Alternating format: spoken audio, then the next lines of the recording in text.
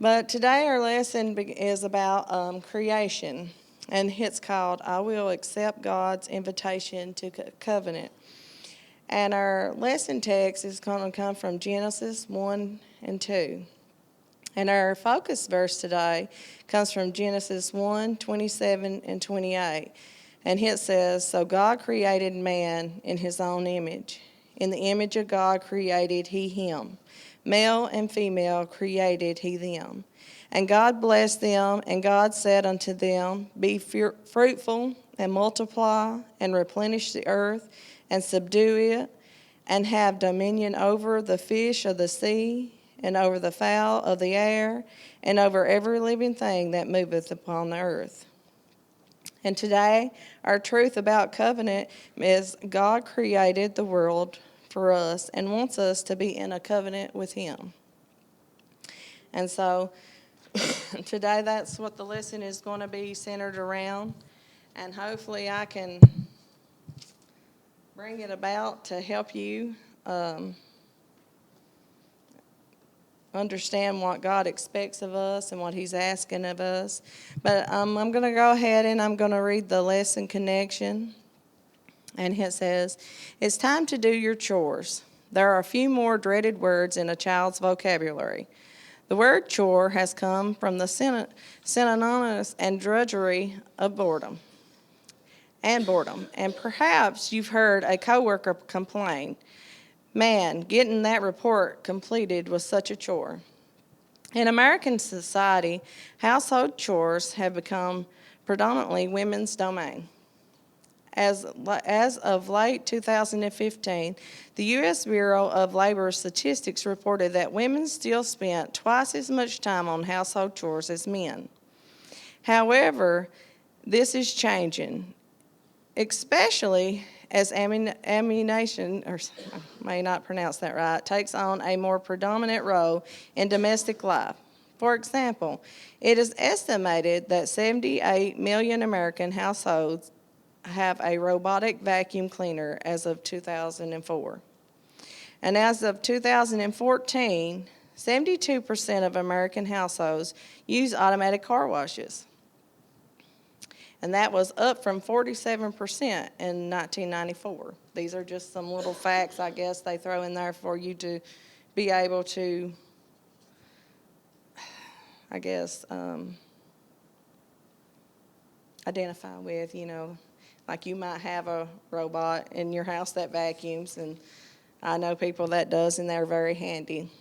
As of 2010, American households spend food away from home suppress spending food at home. And we all can, I'm sure, think about that too, how much we eat out compared to how many meals we spend at home with our family or with anybody. Years ago, it was a lot more common to have big family dinners or just eat supper at home every night. And now it's just easier to grab something. We're so busy. We do a lot of grabbing something on the go. So, as much as most of us grow up hating or at least trying to get away from chores, they become a fundamental part of our core family memories. Many times they serve as unofficial rites of passage. Remember the first time your parent gave you the responsibility of mowing the lawn or to drive to the store to pick up some milk. Doing those chores is a key part of growing up. And I don't know, most kids, when they first get their driver's license, I know mine, you could send them to do anything. And they'd be, yep, I'll do it, because they was wanting to go drive that car. And so they was anxious to take those keys and go. But as they got more experience with driving, then it wasn't so good. So it was down to the next one that got their license, who you sent to do all that stuff. But according to the American Academy of Child and Adolescent Psychiatry, children who do chores may exhibit higher self-esteem, be more responsible, be better equipped to deal with frustration, adversity, and delayed gratification, all key components of a greater success in school, work, and relationships. In ways we could never articulate is the most of all our complaining. Our household chores told us we belonged and had a job to do. To put it another way, chores gave us identity, purpose, and even security, all of which are fundamental to a healthy outlook on life. Today's lesson will focus on biblical account of creation, especially on the roles and responsibilities God assigned to Adam and Eve within it. Contrary to the cosmic accident, modern evolutionary theory, the Bible teaches that humanity was created for a distinct and noble purpose within a careful, ordered creation, wrought by the hand of our loving God and our enjoyment for His glory. While it is almost certainty that there were aspects of garden keeping Adam and Eve may not have found all that enjoyable, life in the original Eden was the apex of humanity's existence and still our model for God's highest purpose for human life. If we are ever to recover from the trauma of the fall, we must look back to the original story for guidance and hope. And in our first lesson connection, we're going to discuss humanity and creation. And our first point is God the Creator. To understand the claims of Genesis 1 creation story, we must first consider a bit of the cultural background. No idea like Darwin's theory of evolution existed when Moses recorded the creation story. No one believed the universe just happened after a big bang. Everyone knew God created everything that existed. Furthermore, given the vastness and variety of creation, it was impossible that this was all the product of one entity. Surely it had to be the product of multiple divine beings working in concert. As those deities worked around the cosmic clock, almost all ancient creation myths contain one version of battle between the gods and the forces of chaos, usually depicted as some sort of monster like a great sea dragon. But every one of these faulty assumptions is upended in the few verses of Genesis. Genesis 1, in the beginning, God created the heavens and the earth, all by Himself. There were no mention of any other deity, I guess I'm pronouncing that wrong, sorry, deity, partnering in the project. That's the first shock, setting up an even greater surprise. And God said, "Let there be light." And there was light. No sea dragon, no bloody battle, just God, one God who spoke. And it just happened just as He said. And you know, a lot of people will want you to believe a lot of different things. But the Bible's pretty plain about who God is and what He spoke and what He didn't speak. And our second point is that we're going to touch on is Adam and Eve and the crown of creation. But this story of creation reserves its greatest surprise for the end. It presents God as building His creation layer upon layer. First came the alternation of light and darkness, called day and night. And that is the passage of time. Then the sky, then the sea, and the land, and soon on, at the end of each stage, God called it good. God was clearly pleased, but He still kept working. Finally, on the sixth day, after He had spoken skies and stars and plants and trees into being, God scooped up a handful of newly formed earth and began to sculpt it into an image of Himself, male and female. He called human. Then the story declares, and God saw everything that He had made, and behold, it was good. And that's in Genesis 1:31. Only then did He stop working and rest. Clearly, God, who had been working tirelessly for days on end, had achieved something significant. In fact, we must assume He rested on the seventh day, not because He was tired, but because He had achieved His primary goal, to make someone in His image and likeness with whom He could have a covenant relationship. Let's talk about the word covenant. Maybe you've heard it around the church or even from Christians in general. But what is it? A covenant means a sacred pact between two parties where each makes binding commitment of what they will contribute to create a holy relationship. This year we're going to be studying how all the Bible points toward God's desire to be in a special covenant relationship with us. And that's what we're starting a new series, and that's what it's going to be centered around, is that covenant relationship with God. If you wonder what motivated God to create it in the first place, it was a desire for fellowship, to have someone to love and to be loved in return, to significantly the uniqueness of humanity's relationship with Him. God granted them dominion, sharing His authority so they could rule with Him, caring for creation in their role as His representative. And I thought about, when I read that, I think about our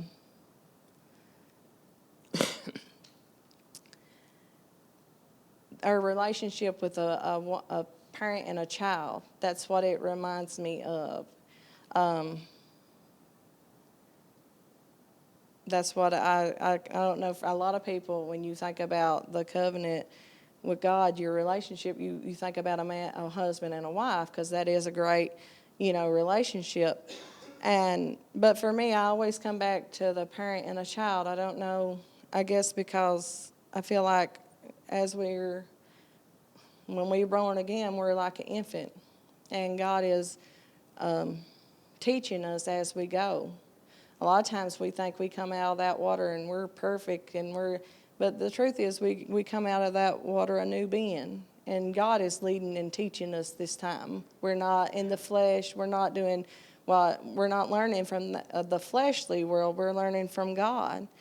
And just like a child, when we do something wrong, He corrects us. He convicts us. He says, hey, that's not what I want of you. And He's trying to teach us to be like Him, and to have those things that He has, like to have those characteristics and stuff of Him. We have to first see who He is to have those and to understand those. And that's what this lesson brought out to me the most is that relationship as a parent and a child. And I don't know about anybody else in here, but as my children are grown, I go back and look at things that I've did wrong. But I still got time to do some things right, to still refine in me those characteristics that God would have, so that I can still show them a better way and to be a better parent. And so I'm thankful for that, for His correction. And I hope that as we think about this, because as we move on, there'll be questions and we'll have to self-examine. I hope you can see that too in your own life, like what He's doing for you. It's not meant to tear you down or make you feel like you're not good enough. It's meant to build you up and help you be a better Christian, a better servant to Him. But our next point is, I will embrace the roles and relationships God has created for me. What is true of these first two humans, Adam and Eve, is true of every one of us. We are all created for a relationship with God and a unique role within the world He has made for us. We all have a list of chores, tasks assigned to us and to no one else. But these are not mundane things like taking out the trash or washing the dishes. These things anyone else could do too. These are the things we are like we're designed to do these things. God's called us to do them. So our first question is, how can you use your greatest skills or abilities for the work of God? And I guess you can think about this stuff at home, like what do you have that God can use? Maybe you can sing, and God can use that. Maybe you're a good speaker, and he can use that. And maybe you are a good cook, and we use that around here too. There's different things that you have that God can use. Maybe you just got a kind word for everybody. Maybe you just got a smile. Maybe you just show up no matter what. I mean, we all got something about us that God can use, and yours might not be the same as the person next to you, but that don't mean that it's not as great for God. Like sometimes it can carry a bigger punch, because sometimes somebody just needs somebody to look at them and smile at them to make their day better. So you think over what your greatest skills and abilities are and what you can do for God, and use those for Him.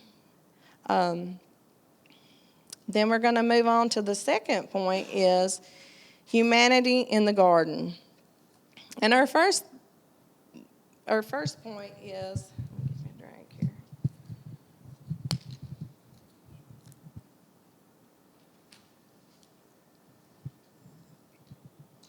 here. Is Adam the lonely man? And at the end of Genesis 1, God was clearly pleased with everything. Everything he had done was good, and the overall results was very good. And as we enter Genesis 2, God turned his attention to building a home for his image bearer, Adam. This home was the famed Garden of Eden, Earth's first and last true paradise. Given the idyllic setting, it was all the more alarming when God suddenly pronounced, "It is not good that man should be alone," and that is in Genesis 2:18. Adam was created in God's image so he could share fellowship with God, and that meant Adam also needed fellowship with another human, one who was like him. And I think we all can attest we all need a relationship with somebody else. I feel like from the time we're little, we're looking for a relationship and love, be it through parents or friends. As we grow, we change to a husband, to your family. And so Adam was, the Bible tells us that that's what Adam needed too. He needed that fellowship. And our discussion question is, why is fellowship, especially with those with like faith, so important? And you can think about that, but I know for me, being around people who with the same faith helps build my faith, helps me when I'm down, helps build me up when it's been hard and I think I can't do this no more. And just somebody who understands what you're trying to achieve, because not everybody understands that. And so when we're in fellowship, we can come in here and we can feel, at peace, I think. And we feel like people understand who we are and what we're doing and what we're trying to do. And that makes it just a little bit easier. I know that's, for me, that's how it is. And sometimes it's fun to just eat and laugh and just have a place to feel like you belong. But you can think about that and, what does fellowship mean for you and how is it important for you? And that's just something for y'all to think about. Our next point is Eve, the perfect helper. And it seems Adam himself may not have realized this was a problem yet. But God, who as the creator can never be perplexed by any problem, he already had a plan in place. God brought before Adam all the creatures he had made, probably not to see if one would work as Adam's companion. God knew none would, but to let Adam know that no one but God could provide a suitable companion. Eve was a divine gift to Adam, perfectly matched to meet his need. This is emphasized in a couple ways. First, Eve was created from Adam, from his side, And a catchy hook to the world's first love song, Adam called Eve bone of my bones and flesh of my flesh. And this comes from Genesis 2:23. Second, Eve was created as Adam's help, who was meet to match him. It's like meet means match. This phrase has been corrupted in some circles into a compound word, helpmeet, which risks glossing over the crucial reason God creating Eve. In this contemporary on Genesis, John Skinner notes that the word translate meet means in front of him. That is corresponding to him. The emphasis is on Eve's equal, I'm getting all tongue-tied here, that she was equal to Adam. She was Adam's partner, not his servant. At key points in the book of Psalms, this term help becomes an image of God's convention. Lord help me. My tongue's trying to get tied. You see how that was going pretty smooth. But his relationship with humanity. For example, in Psalms 54:4, the psalmist cries out, "Behold, God is my helper." Even more famously, Psalms 46:1 declares, "God is our refuge and a strength, and a very present help in trouble." Adam was not the only one created in the image of God. Adam and Eve together comprise the totality of God's divine image. In fact, God called them Adam. And that comes from Genesis 1:27 and 5, verse 2. So in this question that we ask ourselves is, in addition to marriage, what other areas of life are partnership styles relationships beneficial? And there's all kinds of different relationships we can look at. And marriage is probably the more popular one because it's the easier one to think about. But then in our life, there's a whole bunch of relationships that you should be in that covenant relationship with. You should bring all you have to it, just like the other person. So we just need to think about these areas, and maybe you can identify with the area that you never thought before. Maybe there's a relationship you hadn't really gave that thought of. And as you ponder on these thoughts, you may realize, that you bring more in different relationships than you thought. And our next point is, I will be a help to everyone.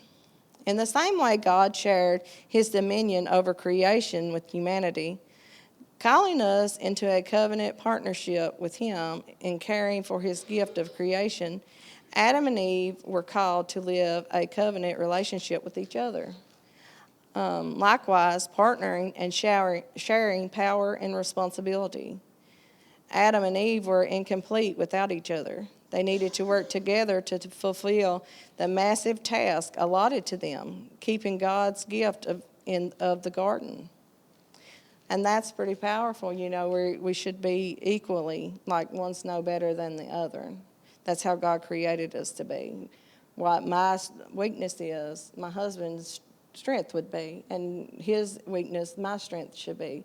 And that's just how I feel like it should be. Like God, what his strengths, or we're weak, he covers that for us. That's in that relationship.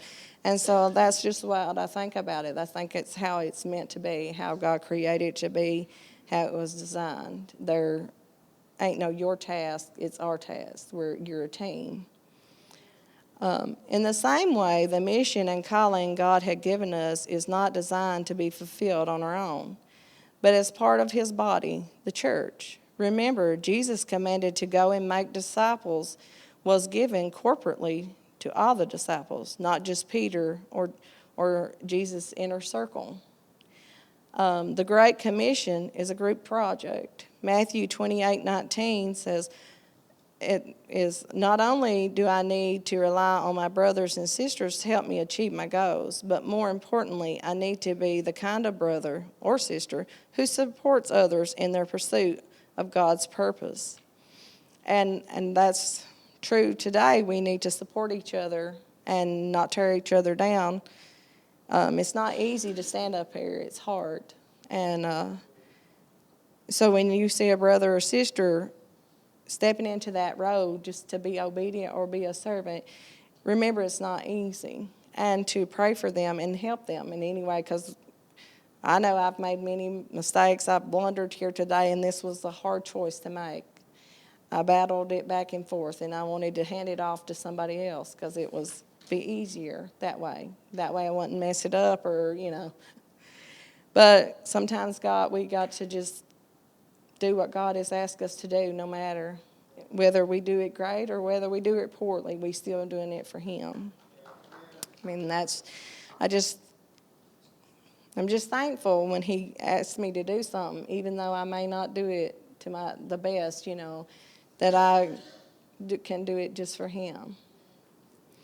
But as our question that we're to think on and discuss is, how can we better serve one another so we can better serve God's mission for our local church? And right here, that's what we just got to better serve each other, lift each other up when we're doing, so that we can better serve the people in the community.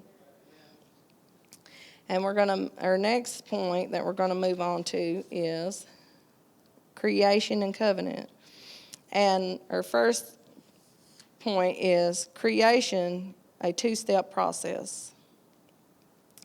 And it says, in the book entitled Ancient Near Eastern Thought and Old Testament, John Lawton points to the two-step process of separating and then naming in Genesis 1. By creating clear distinction, God gave the empty void definite forms. Then, by assigning certain names, He gave those new forms distinctive functions. At first, God created light by separating light from darkness. God then named the light day and the darkness night. And you can find that in Genesis 1, 4 through 5. In modern scientific terms, God created the space and time continuum. The separation and naming process continued. The waters under the heaven were separated from the waters above, creating heavens and seas.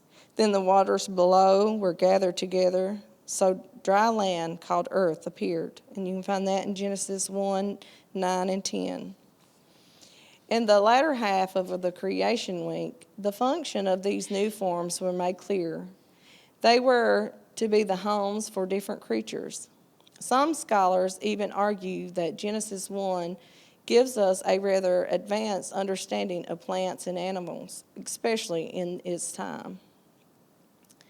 And our next point that we're going to touch on is life in a covenant. And it says, although the word covenant is not found in the creation story, it is clear God was already establishing His desire to be in a covenant with His people. This covenant, I cannot get that word out right, so you get what I'm getting.